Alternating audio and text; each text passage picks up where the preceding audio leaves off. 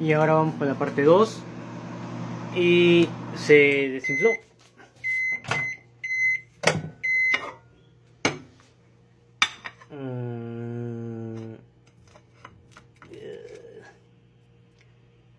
No, el marshmallow gigante.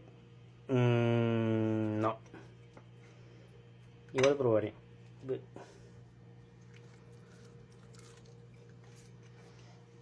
Está bueno.